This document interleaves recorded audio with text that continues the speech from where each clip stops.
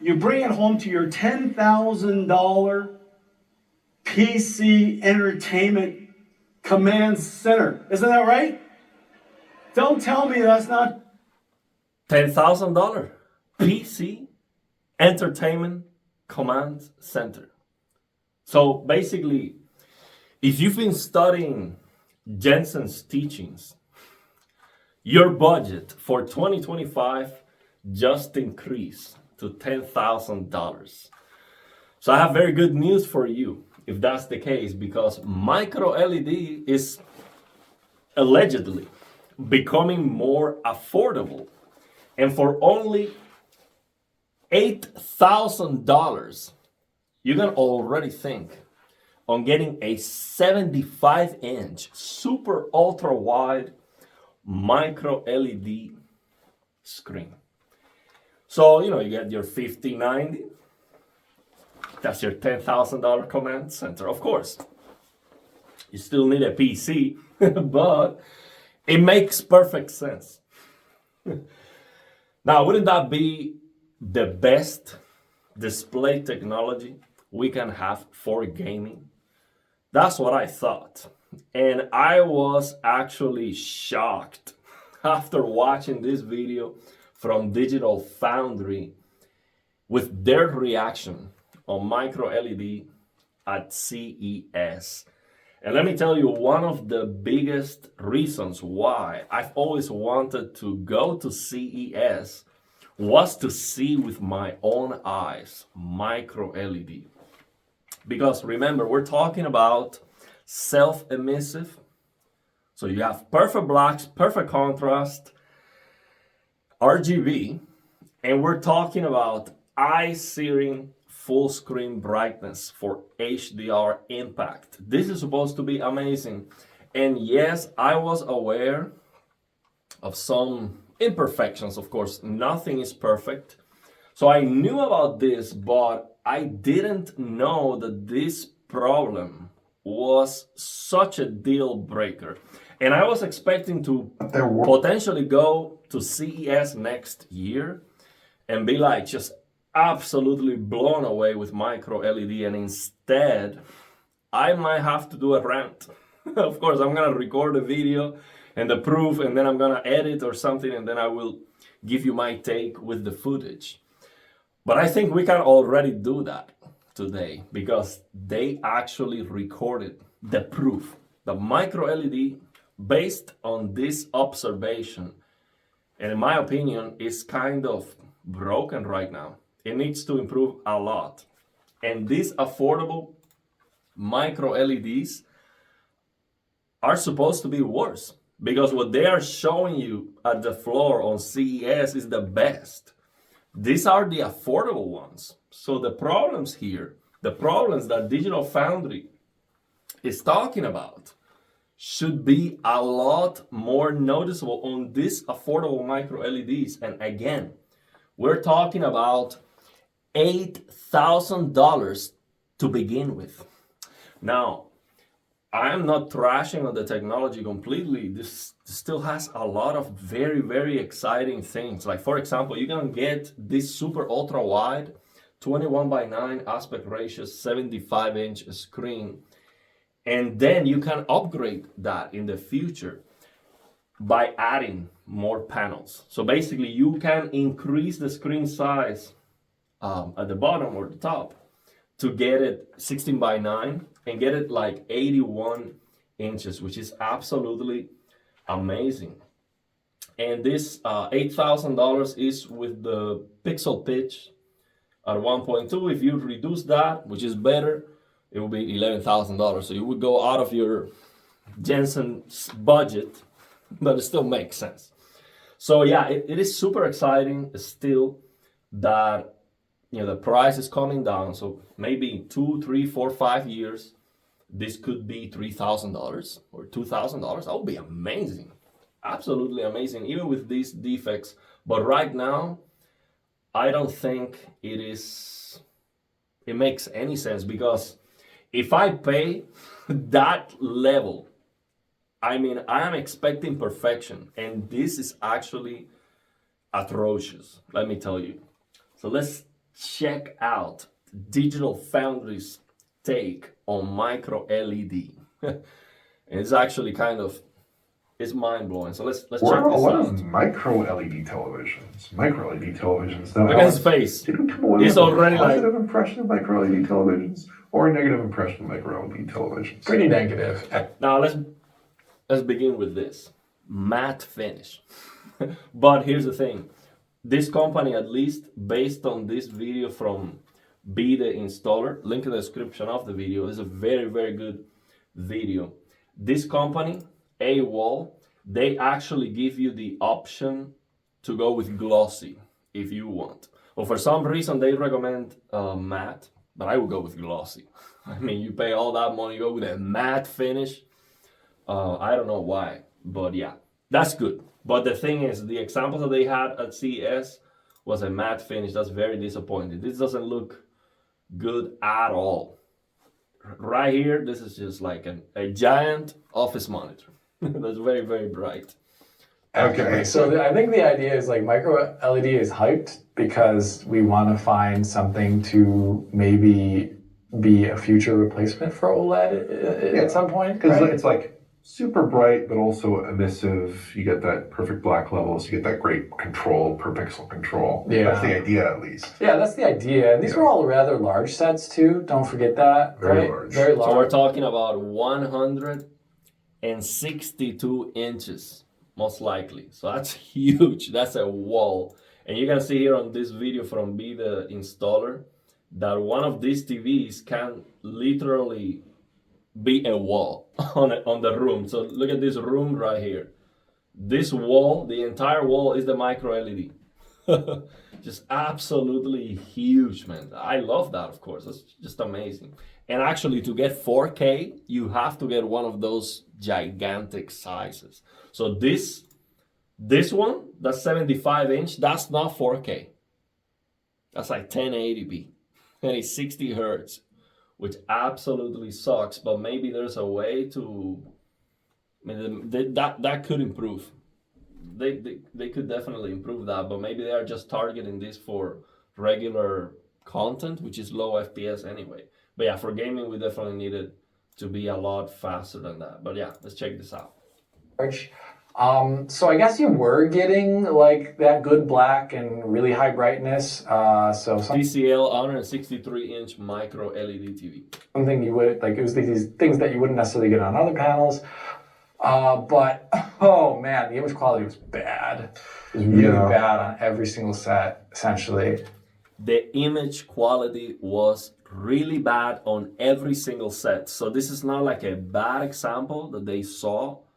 This was across the board. And this is very shocking to me because yes, I heard about this, kind of defects before, but first time I hear anyone say flat out, it was bad. Okay, and it was bad on all of them.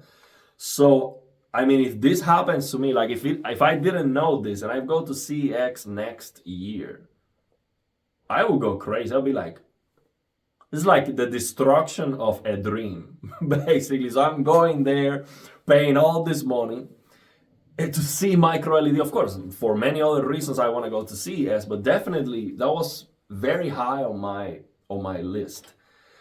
And I finally see micro LED, and I'm like, this sucks. So let's see why. In some way, like one thing you would see is that like you. Look at this. There's an alignment issue. Now you might think, well, man, that's if you go so close that you can see the pixels, the subpixels there. That's not realistic. Well, let's see what they say. Like you would see like that they're comprised of smaller like tiles. Yeah. And there was the tile lines were Like that. incredibly obvious. Incredibly obvious. Look at this. The alignment is completely messed up. You have a line here, the other line is here. So basically the misalignment is like, I would say the misalignment is half a pixel wide. Based on this shot right here, it's more actually. It's more than a pixel, more than a subpixel wide, basically. So it is very clear, and it's misaligned here, here, here, and here. It's completely off. So you had tile lines, and then you also had the space between pixels was really big, and you could see the RGB elements. Yeah. So this is basically the reason why these are more expensive. Like if you go from 1.2 pixel pitch, you go down to 0.9, you go from $8,000 to $11,000. And the ones that they're talking about was actually even better than this. So I think it was like 0.6 or something like that. If you check out this video from Be the Installer, he actually mentions that the ones that they had in the floor were actually more advanced than these ones. That's why these ones are more affordable than the latest ones. And they So what I'm saying right now is these affordable ones are gonna be even worse. And now when you turn off basically when the screen goes to black, I can see the lines here, like maybe the dirt or all the things, the particles in the ambient, they maybe accumulate on the junction, at the juncture, and you can see the dirt on the screen right here, and it's so obvious. 1080p? Yeah. And they said this actually looks like 1080p. Yeah, the misalignment. Look at this. 1, 2, 3. It is so big. Didn't they look 1080p? Yeah, there must be some quite significant. I can even make out the particular array of the RGB here. Yeah. With the subpixel structure, but no, the dot pitch was not very good. So they're saying the dot pitch was not very good, and this is actually better than the affordable one. So imagine if they see the affordable micro LEDs. Imagine if they see this one with a 1.2. If they see this one, $8,000. This one is 1080p, 75-inch, and it is even worse when it comes to the pitch. So imagine if they see that, they'll be like, "Wow, $8,000 for this." Kind of. They are crazy. made out of I think they're made out of these little kind of micro LED panels. And when you stick them together, you can totally see the seams. You can even see them sometimes from a reasonable distance. And the seams aren't totally uniform. Like some of them blend together pretty well, And others but don't. some of them don't look probably. It's like the don't look manufacturing well. isn't consistent. Yeah, it's not quite there. I have to say that the micro LED televisions disappointed me quite a bit. I think I even said like, this sucks. It sucks, yeah. I was like, I couldn't imagine like buying this and No. having it in your house. They had like one that was ridiculously large, Yeah. and it was like so ugly. Like when you were near it, like you would have to be really far from this to like have enough blur in your vision to not see the issues. The largest one. So you would have to be very far away. Like this is not something that they are complaining at a very high level because nobody would get so close to the screen. They're telling you it was visible from a mile away. And you might think, well, for regular consumers that wouldn't be a problem. This is not for regular consumers, okay? Nobody that's a regular consumer They spends showed off was I think $10,000 on a screen, okay? Let alone, if you go to the bigger screen sizes here, it just gets crazy. It just gets absolutely insane. If you go here, let's go to the 108 inches, for example. This is $15,200. If you go to 162, that's the one that's 4K. This is $50,000. So if you spend $50,000, I'm expecting perfection, and you definitely a hardcore enthusiast, and of course you have a lot of money. That's obvious, but I would be expecting perfection, and what they're showing you here in this video is very concerning. Very, very concerning. Now, maybe this company is doing magic and is doing a better job than TCL, with a bigger pixel thing. Maybe they are aligning it better. I don't know, but this is concerning for the technology itself. Like this has nothing to do with this company. this company is doing a great job trying to lower the price, which is great. But yeah, 163 inches. Yeah. Which is, I mean, you're seeing the footage here. It is an almost unfathomably large size that'd be television. awesome. That you would have only, of course, you could always achieve extremely large panel sizes of a sort through projectors, but projector brightness and projector image characteristics are nothing like this. But also the image characteristics of these panels, I did not find them very favorable. We also. So that's their coverage. Now I'm also gonna recommend you to check out this video from Be The Installer. The full screen brightness on these is 1200 nits full screen. So this brightness, Be The Installer mentioned 1200 nits full screen. Now he also shared this this table here with all the details from all the models. So let me find it. Oh, here it is. So here you can see the only one that's 4K is the 162 inches.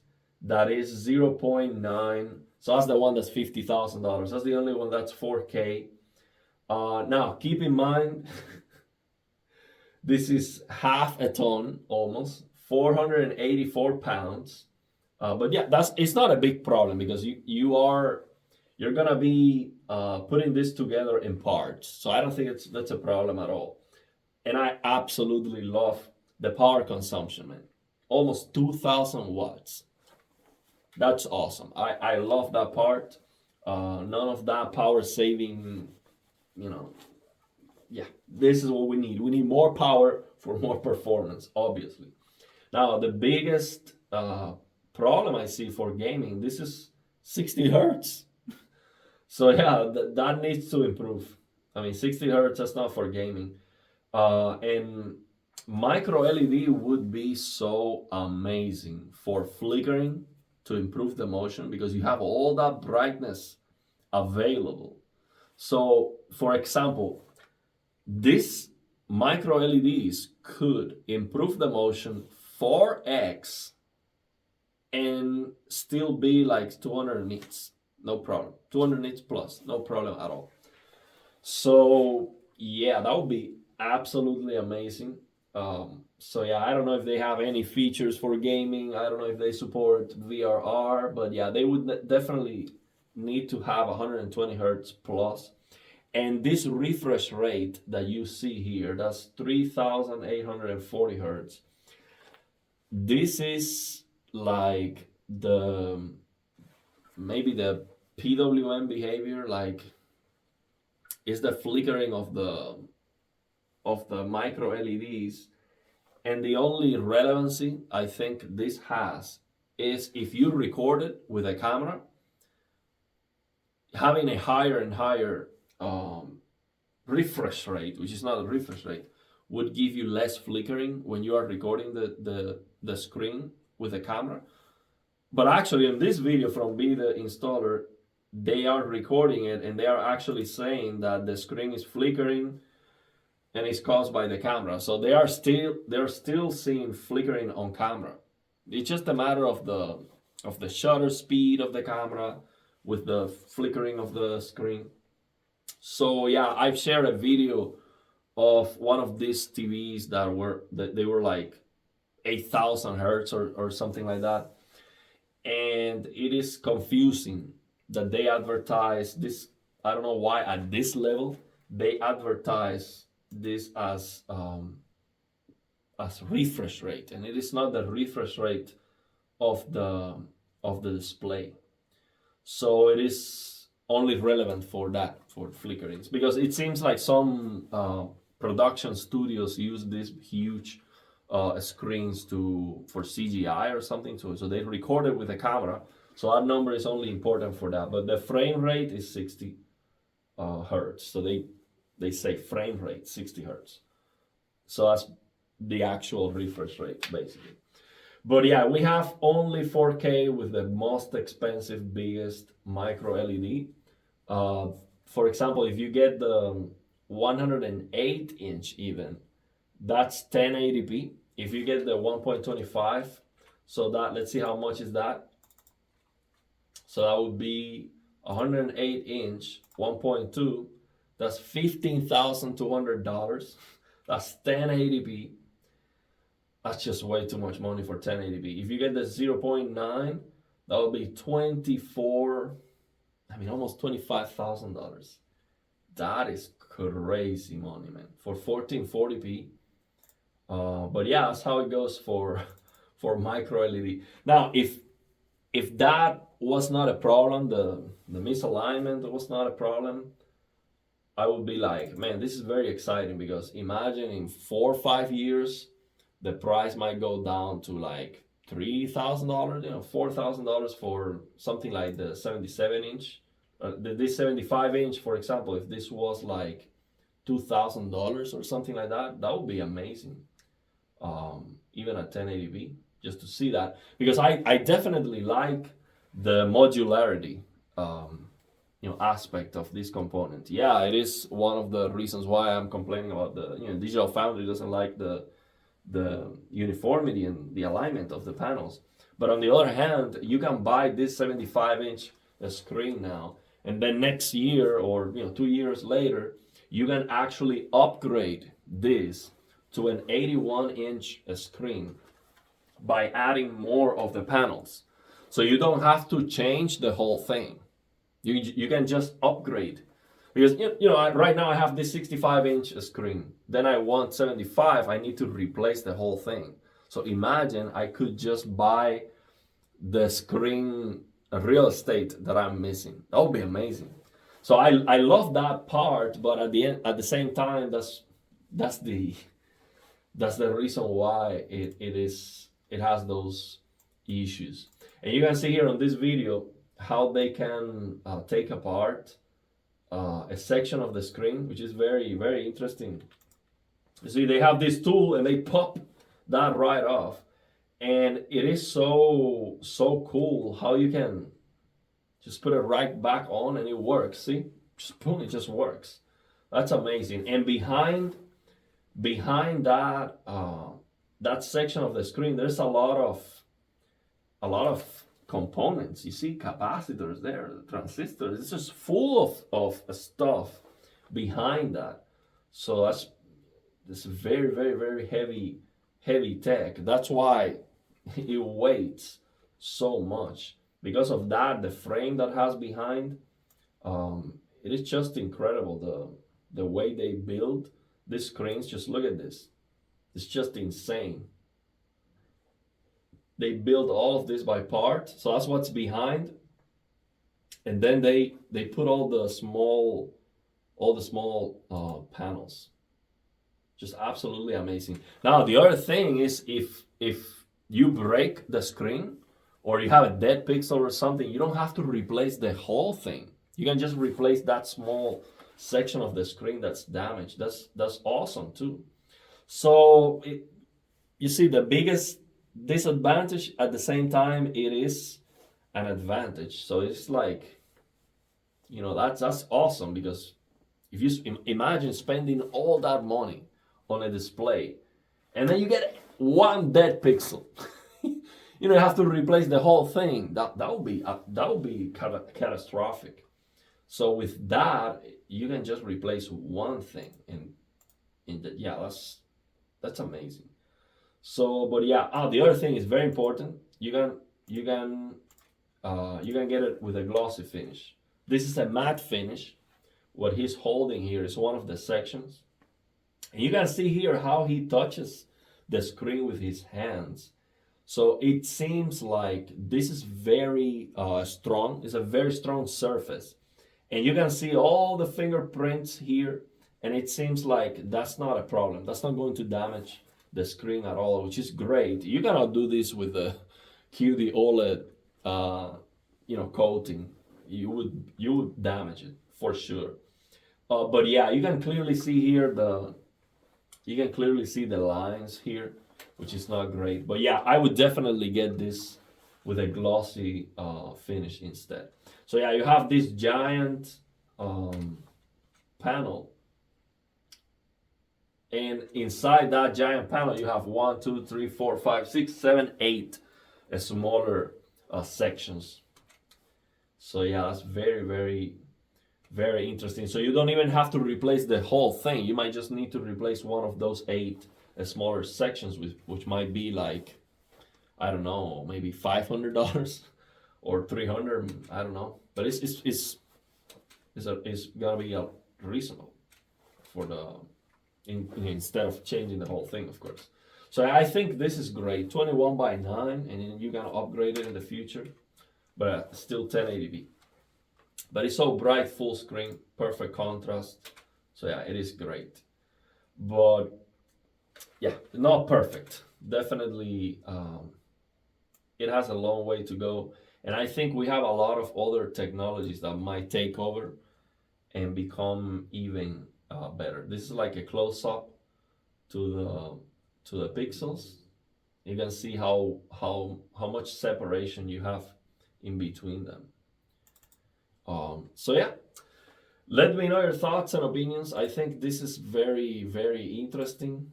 But yeah, are you excited about MicroLED? Are you buying one of these? I think it makes perfect sense with a 5090. But yeah, of course, this is not for gaming, just 60 hertz. But I don't think it would be a problem for MicroLED to go up to 240 hertz plus. It shouldn't be a problem at all. They just don't have the demand for that. Probably the people who buy this are not gamers.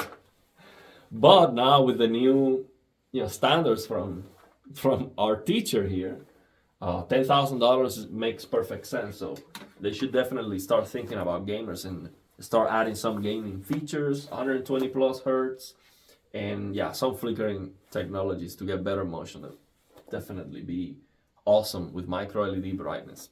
So yeah, let me know your thoughts and opinions, and if you have any questions.